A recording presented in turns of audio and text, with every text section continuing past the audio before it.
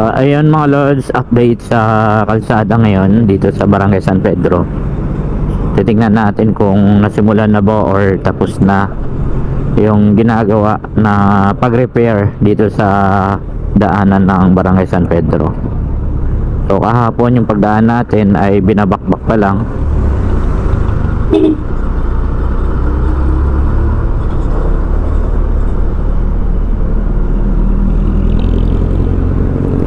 So sa ngayon mga lods ay ginagawa na rin yung mga drainage. Ayan. So ito yung update sa kalsada kahapon mga lods na ni-repair. Ayun oh, ang bilis na natapos mga lods. Mayroon ng semento. Galing, ang bilis. Good job sa contractor na gumawa. No, tatlong araw lang tapos na agad yung kalsada na yan. So okay na rin ngayon yung traffic. Wala na rin ganong traffic mga lods.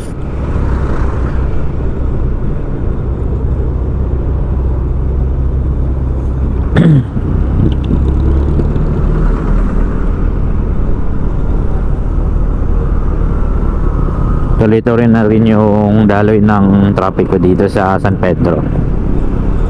So same din kahapon yung oras ng biyahe natin dito, 1:40 dumaan tayo kahapon.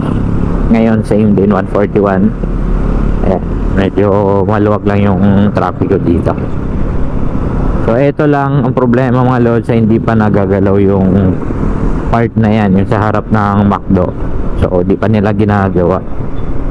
Kung yun yung ni-repair nila ay 3 araw lang, ayun siguro kayang-kaya na siguro ng 3 araw din ng pag-aayos. Pero hindi pa rin nagagalaw. Kaya may time doon talaga na nagkakaroon ng traffic. So yun lang, update sa kalsada dito sa San Pedro ay mabilis na tapos. Good job sa contractor mga lods. Kaya drive safe po sa lahat ng mga nagbibiyahe.